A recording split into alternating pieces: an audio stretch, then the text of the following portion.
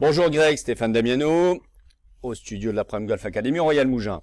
Analysons ton jeu. Sur les pitching wedge, on voit que tu es très régulier au niveau des chiffres. On commence par les chiffres, donc la trajectoire de balle, ce qui se passe réellement, ce que fait le club et la trajectoire de balle.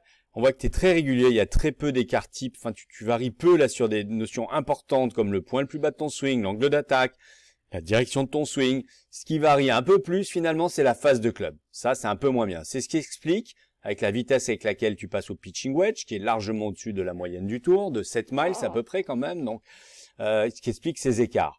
Donc, alors, pourtant, la balle est centrée. Donc, il va quand même falloir qu'on soit vigilant sur cette phase de club. Est-ce qu'il y avait des intentions différentes? Est-ce que c'est des coups de main ou est-ce que c'est une conséquence d'autre chose avec des mains qui ont du mal à rattraper? Allons voir la série de fer 7. La série de fer 7, bon, décentrage un peu moins bien. Et là, des écarts un peu prononcés. Alors, c'est deux balles à l'extérieur. Bon, petit doute sur ta concentration, parce qu'à nouveau, tout est très régulier, mis à part la phase de club. Donc on va quand même vérifier, mais c'est méga important, bien entendu. Et dans le bon sens, tu vois, un club passe quasiment proche de zéro, avec très peu d'écart.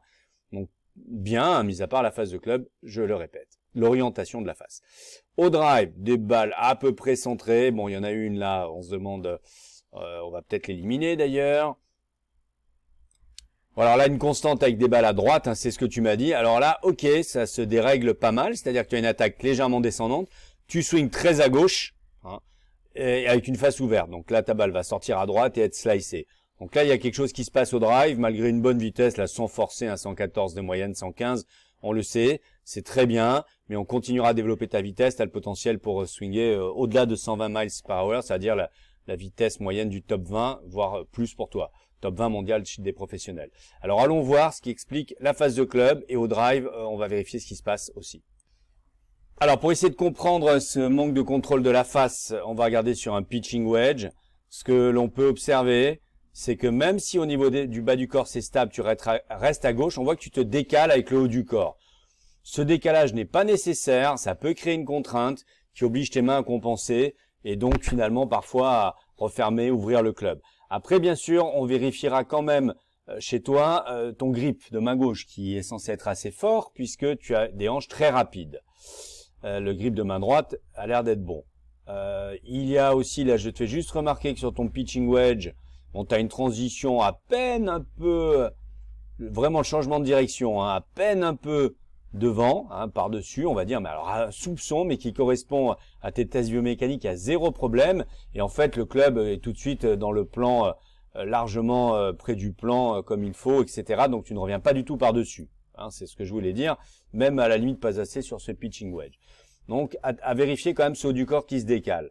Et le grip. Maintenant, allons voir le drive, où il y a plus de problèmes. Alors on en a sélectionné un. On va avoir une trajectoire de balle en slice, donc comme tu fais sous push slice, comme tu fais souvent en ce moment sur les drives. Et on va voir ce que ça donne. Donc phase de club ouvert, le swing beaucoup trop dirigé à gauche, du coup avec un angle d'attaque descendant. On va voir si on voit des différences. Alors sur ton takeaway, bon, tu as un soupçon à l'intérieur, tu pourrais être un peu plus en ligne, mais ça pose pas trop de problèmes.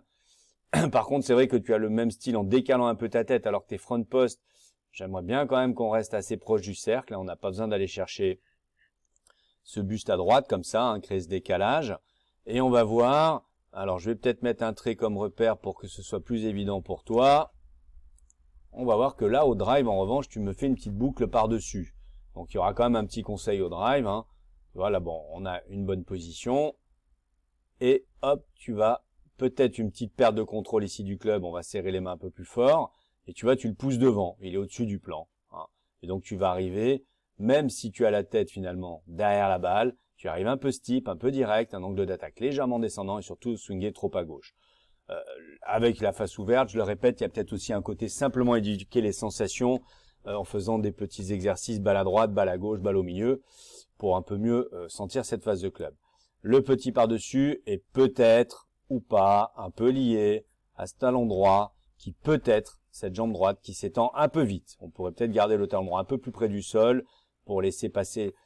Du coup, ça, on va dire ralentirait, c'est peut-être pas le mot, mais la hanche serait peut-être un peu plus en arrière et permettrait au bras de revenir un peu plus de l'intérieur. C'est vrai que le bas du corps part parfois très très vite chez toi. Voilà Greg, donc pour résumer sur le backswing, on check que tu ne décales pas du tout la tête, en fait, hein.